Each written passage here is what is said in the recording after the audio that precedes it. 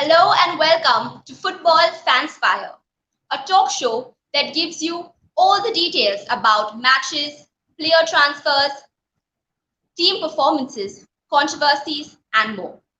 It's a show for the fans, by the fans, and through the fans. If you like the show, don't forget to like and subscribe to our YouTube channel. Now, I know you are all very excited to get into the ranting and raving and hear our fan panelists. But before we get headlong into that, let's take a look at the match stats. So, the UEFA Nations League recently kicked off, and we have Germany versus Spain. A mouth-watering clash between these two giants ended in a draw, with Spain scoring a last-minute equalizer. Ukraine won over Switzerland, and this was Group A. Coming to Group B, we have Russia with a win over Serbia and Turkey losing to Hungary. Bulgaria and Ireland also drew their match, and Wales won against Finland with a comfortable 1-0. And both the matches in Group C were draws. So now, let's get to the part that you have been eagerly waiting for. And I'd like to call our host for today, Jaideep. Over to you, Jaideep. All right, Priyanka, thank you so much for the wonderful introduction. And a very warm welcome to all the viewers watching the Fanspire Football Podcast. We took a breather last week, and we have a lots to discuss. As Priyanka has already said, the flavor of the moment obviously is the Nations League. We had some fantastic matches yesterday, and we are going to call our two panelists. We're going to welcome on the show, we have Pranav, who's a Barcelona and a Spanish fan. Hi, Pranav, how are you? Pranav, I think you need to unmute. Hi, I'm good. How are you? I'm fine. So, Pranav, Yeah, what did you make out of last night's game? I think Two it has been teams, completely rusty, depleted squads, quite weak, and playing after such a long time. yeah. So last night was a wonderful match, especially for the Spanish fans. The clash wasn't in our favors, as we have seen this year. German teams have been fantastic in Europe. So Germans were the favorites, and major Spanish teams are going through a revaluation phase. For example, Valencia and Barcelona. So it was a completely a match which wasn't in our favor, but in the dying stage we drew it, and it was as good as a victory. All right. I think you partly have to thank Yogi Löw for his misplaced tactics. It was a home game for Germany. They took the lead. They could have sealed the match, looking out for the second goal. But some of his tactics, some of his substitutions were quite mind-boggling. For a German fan, you just couldn't understand what he was up to. Leroy Sané got substituted with a central Yeah, defender. I think it was Ginter who came in, and yeah, towards the end, Werner was substituted. They brought in Koch, who's a central defender. So basically, he had no intention of winning the match. He thought he would defend for their lives. Spain were quite ordinary in the first half. yeah. Till the 60th minute, they were very ordinary. So basically, the main difference which brought in the match was Ansu Fati. He brings Yes, in the spark which was missing in the Spain team since past 2-3 years. We have lost right. the spark after David Villa's retirement, after Xavi Iniesta, but Ansu Fati somehow brings the quality to the side.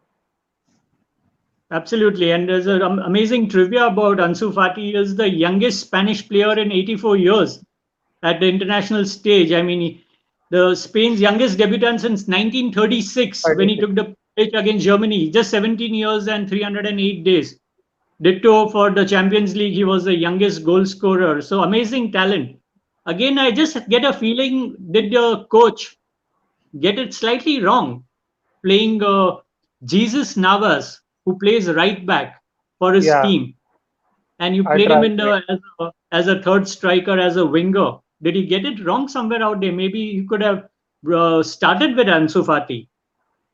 I think he could have started with Ansu Fati, but Jesus Navas has been clinical this season and he has been the constant support for the team since 2010.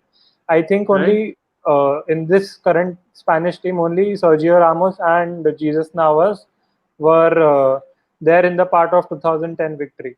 So I think Jesus Navas brings in the experience to the side, but the formation, I think the coach got it wrong.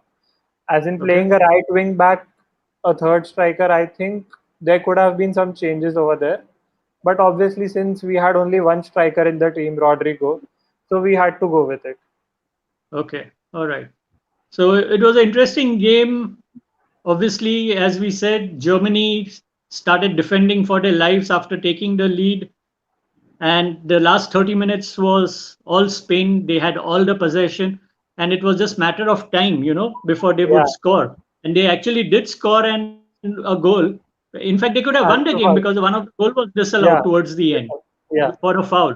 So Germany were a little lucky to get away with it, and there was no real obvious foul, but it was given. The referee blew the whistle, and there was nothing that could be done about it. yeah. I think it was pretty 50-50 the foul which you're talking about. And for Exactly. me, yeah, both the teams were defensively quite sloppy. As in, we could see both the teams losing balls in the difference, but no one could make an impact. Even Germany side was losing balls, even Spanish side were losing balls, and there were quite a few chances for both the teams forwards to score a goal. But they Exactly. couldn't convert their chances, and luckily, Spain had a score in the final minutes of the match. Right. So it was a classic case. Both the teams very rusty. Both the teams missing their key players. And I think as a Spanish fan, you should be very happy to walk Yes. away with a point from Germany. If you're a German fan, you should be disgusted. Simple as that. Unfortunately, we don't have a German fan today who could have vented his feelings about last night's game. So doesn't matter. So the next up for Spain is going to be Ukraine. That's going to be a tough test for you. Of course, that's no team can be taken lightly at this stage, and with the mindset of players, the main player Sergio Busquets and everyone is going through a tough time with Barcelona and Valencia. Even Right. Rodrigo's transfer with Leeds was completely surprising for the Spanish fans. So we need to keep in the momentum and go ahead with the Ukraine team coming ahead. Okay, so that will be a tough game. Ukraine, of course, beat Switzerland. So they're sitting pretty on the top of the table in this group. And on Sunday, Germany will play Switzerland. That will be again a very key encounter. Another trivia, Germany yet to open their account in the Nations League. Amazing stat. For last 1 year, they've lost all their games or they've drawn. Last evening, again, they managed to draw, so they're yet to open their account. With this, now we are going to move on to two other fans, and these are two English fans that we have with us, and we are going to welcome them on the show. We have Siddesh, who's a Manchester United and an England fan, and of course we have Danny, who's a Chelsea and an English fan, both from England, north of England. And a very warm welcome to both of you, Siddesh and Danny. Hi. Hi. Hiya, how are you doing? So we're going to go with Danny first, and England. They have a they did very well last Nations League. They were a little unfortunate not to make it all the way to the finals.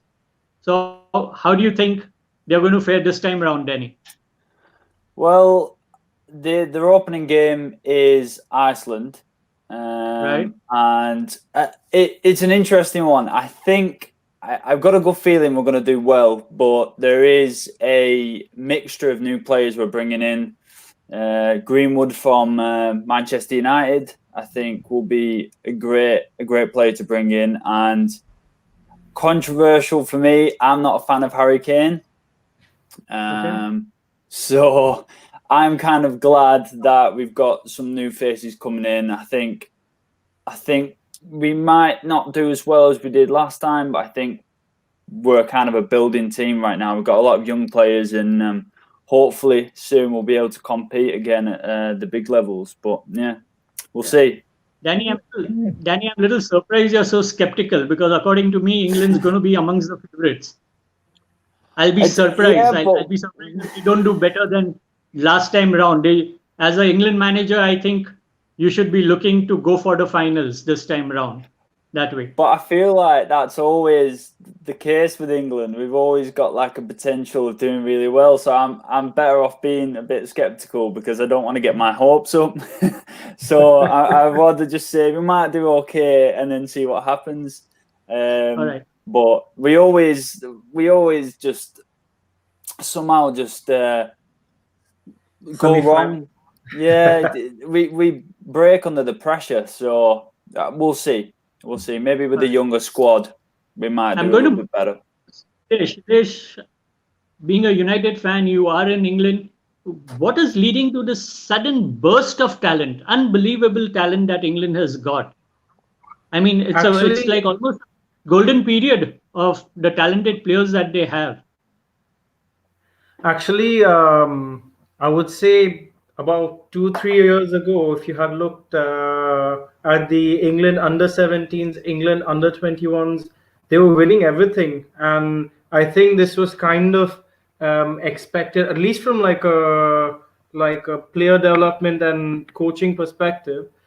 I think it was kind of expected, or you would have been surprised if the under-17s and under-23s, they didn't actually climb up, and then there would have been a serious problem. But I'm glad to see that is actually happening, and all these amazing talented players are coming through. True, absolutely. I think we got to dedicate a show just for the English talent, because there's so much to talk about, and a lot of hard work has gone into it by the English FA to put the structure into place, and now they're reaping the benefits of it. So wonderful. We are now going to move on to Priyanka. She's got the quiz question of the day. Very important one, very interesting question coming your way, an interesting prize. Over to you, Priyanka. Yeah, thank you, Jaideep. So we have a very interesting, very exciting question of the week by Chups. So the person to give the first correct answer will get a pair of superb flip-flops worth 750 rupees from Chups. So are we ready for question of the week? Here is the question. You need to put in your answer into the chat box. All right. So the question of the week is, who scored the winning goal in the first UEFA Nations League final? I'll repeat it. Who scored the winning goal in the first UEFA Nations League final? The question is open to everyone. Yeah. Siddesh, Danny, if you know it, go into the chat box, answer the question. It's a tough one, deceptively tough one. Okay, we'll be announcing the winner later on, and back to you, Jaideep. All right, thanks a lot, Priyanka. We're going to go back to now the Nations League, and we're going to bring in Rohan. Rohan is a Juventus and a Portugal fan, and Rohan's there with us. Hi, sir. How are you? Hi, Rohan. How are you doing? I'm good. How are you? All right, Rohan. So Portugal are the defending champions. There was a question Priyanka asked, who scored the winning goal? And I think you should nail it if you have not already done it. So anyway, we don't want to hear the answer. We don't want to hear the answer as long as you have replied in the comments section. But Rohan, Portugal had a wonderful Nations League last time around. They won it. Very interesting finals. They beat the Netherlands. And as I was discussing with the English panelists, with Danny and Siddesh, Portugal also have been having some amazing talent coming through. And they are expressing themselves at different leagues. So I agree with the talent coming right now is really nice. You can see Joao Felix coming, then Anderson Silva coming, but Bruno Fernandes coming. So they are really nice. our lineup is really good, and we're hoping to win this year's National League too. Let's hope.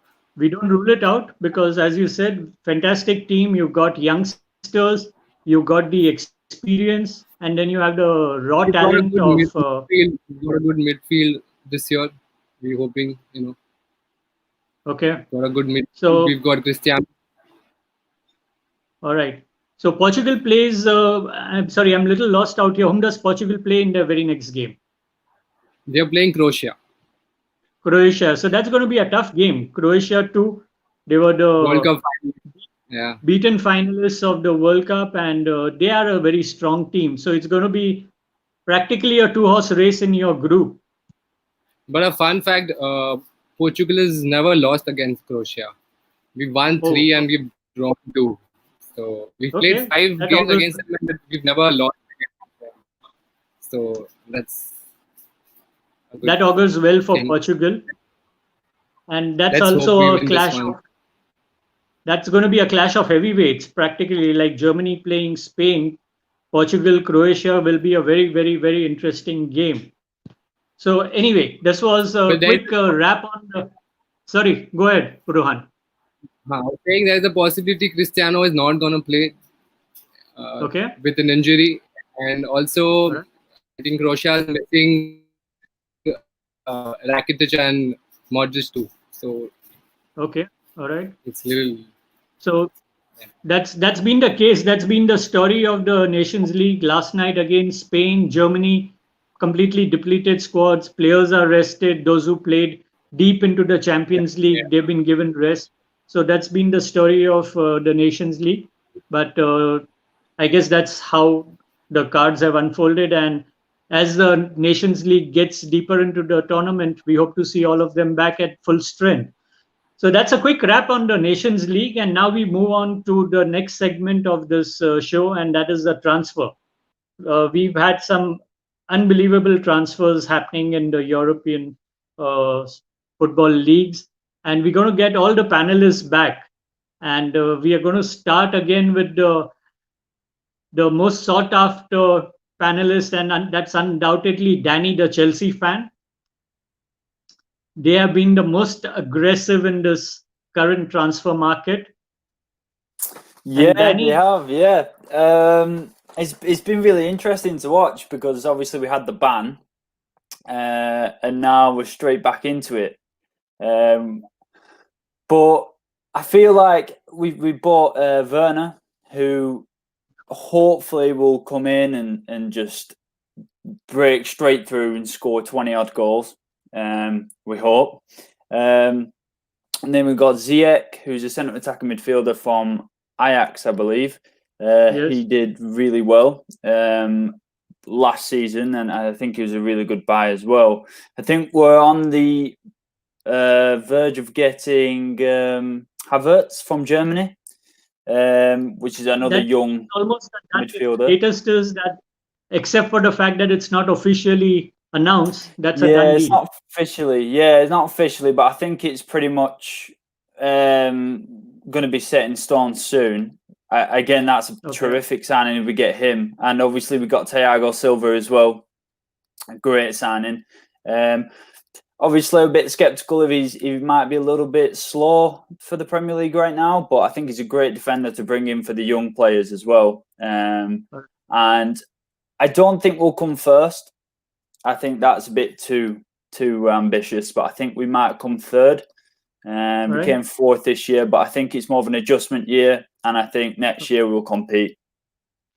Yes, it's a complete rebuilding time, and you guys, I wouldn't say gone berserk. It was due, as you said, 2 transfer bans that you went through, plus a lot of funds accumulated because of Hazard's sale and all. So you had a lot of funds accumulated out there, and I guess that was the most natural thing.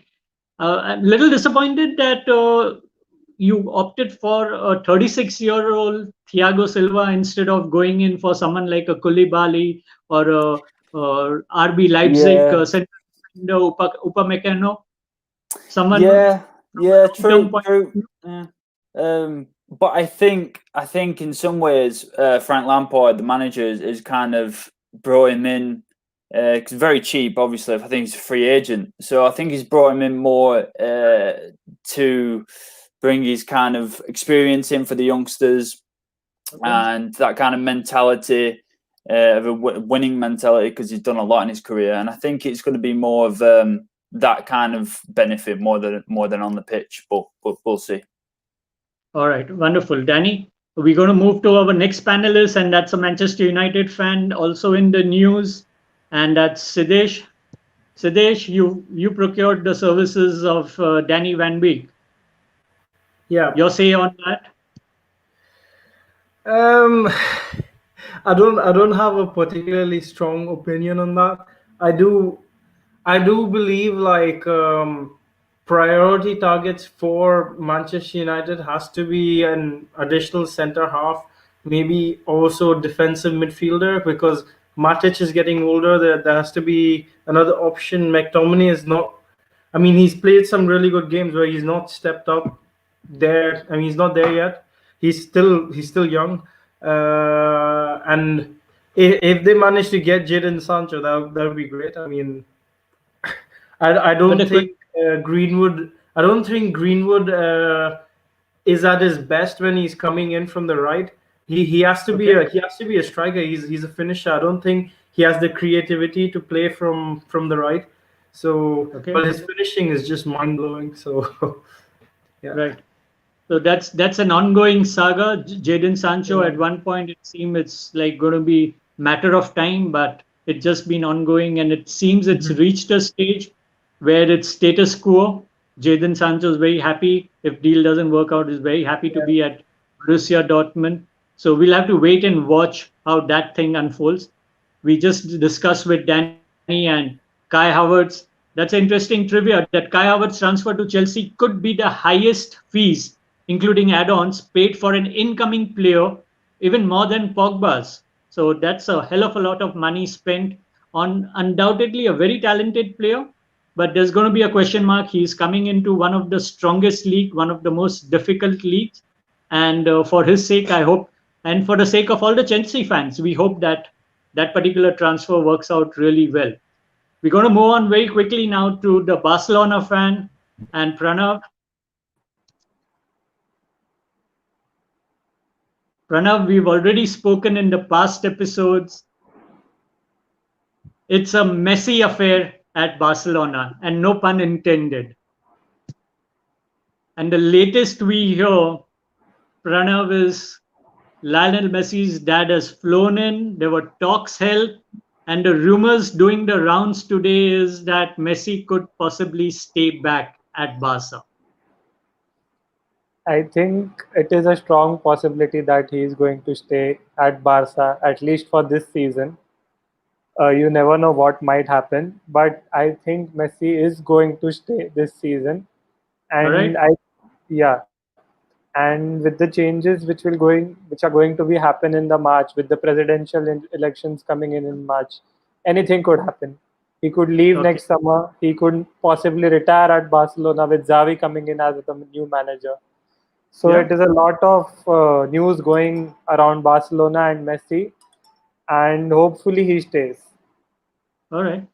So you've already had this one, but there are rumors flying thick and fast that Ronald Koeman has already sounded off a whole lot of players whom he doesn't require, starting with Luis Suarez, and that is something that irked Messi, because Suarez is supposedly very good friends with Messi, and that was a trigger point for Messi to make a snap decision informing the club. So that's obviously not gone down very well. But what do you make of Ronald Koeman? Yes, he's an ex-Barca player, but is that the right choice? We cannot really comment whether he's the right choice or not, because it's frankly pretty debatable. We had the option of Xavi, but Xavi didn't really wanted himself to put in a situation where he was working under pressure of the president. And the other option was Pochettino, which really which he is a fantastic manager. But Ronald Koeman, I think as of now is a good choice. But frankly, the rumors and the decisions and the statements which are going around, I don't think it is pretty respectable, even for if you say like how you said for Luis Suarez. He is the third top scorer of the club. He doesn't deserve Exactly. an end. Yeah. So a legend like him for the club doesn't deserve such statements and an end like this. So I think it is a trigger point. And the fact that he wants to build his team around De Jong is pretty surprising. Okay. And the rumors also suggest that he's going to bring in Wijnaldum and try to bring in the Dutch players in the Barcelona team again. Okay, that is going to be a very interesting one because Gini Wijnaldum, he fits in like a glove in the Klopp's system at Liverpool. You know, not much of Yeah, creativity, but fantastic motor, box to box player. And suddenly to see him at Barcelona, I don't know what the vision behind that is. Obviously, the Dutch factor, and we still don't know. There's a lot of gray area over there. No concrete news coming in about whether he's going to make the move, not going to make the move. So that's another one that we are going to keep an eye on. We're going to now move on to the Juventus fan, and that's Rohan. And Rohan, what did you make out of the swap deal that took place between Pjanic and Arthur? So I am pretty happy with the deal because we're getting a younger player to our Right, team who is, who has more years to give to the team, right. and I think he is little faster than Pjanic. So I think Okay. we won the deal. I think we're the winners in the deal. That's a win-win situation for you. Yeah. All right. And again, the rumors, as we were talking to Pranav, is that a possibility. I believe Luis Suarez has already reached out, or his agents have reached out to Juventus. And I personally feel that would be amazing if you were to able to procure Luis Suarez at Juventus. That would be amazing acquirement. So I agree, but then we're taking a very old player. He's, I think, almost 33. All So I right. think taking on a younger player would be beneficial for us. But I think, as you have seen Ronaldo playing with Benzema at Madrid, the way he complements Benzema and Yeah. Benzema complements Ronaldo in the play, while they play, I think Luis Okay. Suarez can do the same for Ronaldo at Juventus, and All right. bring him more goals and play more attacking football rather than playing a little defensive. I think Exactly. All right. we are lacking goals last season, so I think Suarez would be a good option for us to And he's still got score very good more. work rate. Even for his age, Luis Yes, Suarez got a yeah, very good work rate. yeah, definitely. So that I helps. think if he comes, I think it'll be a good deal. I think, All right. yeah. Okay. So we got to call a quick wrap on this transfer news. We've discussed with all the panelists and we've taken their views, their thoughts, the Juventus fan, the Chelsea fan, the Manchester United fan, we've got the Barcelona fan. We'd like to thank all the four panelists. And I'm going to pass this on to Priyanka now, who's going to announce the winner to the quiz question. And Priyanka, over to you. Yes, thank you, Jaideep. So we had the very exciting question of the week brought to us by Chups, and yes, we are going to announce the winner. And the winner of this week's question of the week is Vineet. Congratulations, Vineet. You get a super duper cool pair of flip flops from Chups. Okay, so Vinny, do not forget to DM us on our Instagram page. That is your contact details and your address as well, so we can get in touch with you. Thank you and congrats again. So, I'd like to say a very big thank you to all our fan panelists today. A big thank you to Jaideep as well. And yes, next week we have the very exciting, very interesting, very entertaining EPL coming up. So trust me, you do not want to miss this one. So yes, let's see you next week. And those of you fans who would like to be a panelist on our show, do send us your profiles. And now I'd like to say a big thank you to our sponsors. That is Chups and Bounce India. Thank you very much. And yes, all you football fans, if you want 24 by 7 updates on your favorite football teams, don't forget to follow us on Instagram and Facebook. All right. Thanks a lot, Priyanka.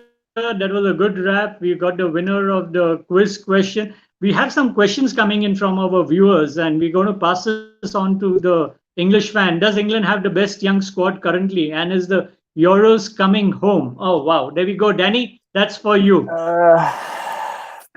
I mean, yeah, You yeah. already spelled out, you already have spelled out your feelings, but we want to hear it again. We I want it to happen, but I don't think it will happen. Not anytime soon. Maybe a couple of years, but no. all right. Okay. Danny is still very skeptical. He just doesn't want to jinx it. Let's put it that way. Danny, from within, seems very confident, but he just doesn't want to jinx it by saying, yes, the Euros are coming home. Pretty All right. much. We're going to move on to the next question. And okay, this I think is for Siddesh. Who is United's first choice? Should it be De Gea or should it be Henderson? Siddesh, your thoughts on that? Can you hear me? My video, I think it's frozen. Yeah, Can we you can see hear me? you. or hear me? Yeah, we Okay, can. okay. I mean, after De Gea's performance yesterday, I don't know. Yeah. He's played really well. He probably still deserves it, but also Dean Henderson on the bench doesn't seem like I don't know. I don't know. He's Dean Henderson's obviously also signed a new contract, so I don't know. But I think Solskjaer would start De Gea. Okay. But at the same time, I think if he has bad performances like the last few Man United games he had, he will be swapped over this time. Yeah, so personally, I don't see any harm keeping him on his toes. If you have a Henderson on the bench, probably Mm-hmm. that may just be the motivation required by De Gea Mm-hmm. to up his ante. Probably Yeah. he'll play his best, Mm-hmm. recover his best form. So not a bad idea to have. And of course, it's a long season ahead, games coming thick and fast, Mm-hmm. cup games coming. So Henderson will get his chances, I guess. Yeah. Yeah. Correct. All right. We got a next question from another viewer. Leon Correa asks thoughts on change of captaincy if Messi stays at Barca. Oh, that's an interesting one now. Pranav? In normal circumstances, there would have been a change in circumstance, but it's Messi.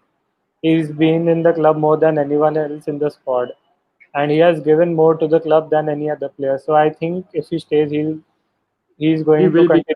captain. Yeah, but if It's not, no I brainer. would really like to see Ter Stegen taking in the captain's role, if not Messi. All right. Okay. That's interesting. We'll wait for some more questions to come from the viewers if there are any.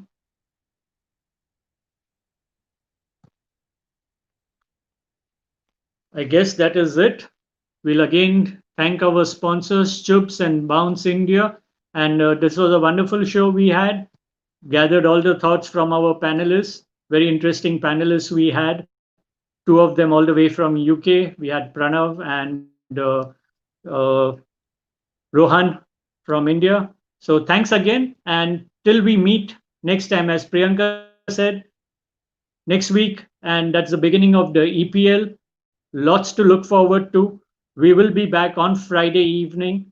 That's going to be our standard time now because Saturday evening is going to be the EPL games, and we'll be back again. We are also trying to come up with something interesting and keep looking out for this announcement on the fantasy league. We are trying to work out on our own league or a Fanspire league. So keep a lookout for that as well. Until then, thanks again. We shall see you soon. Cheers. Good night.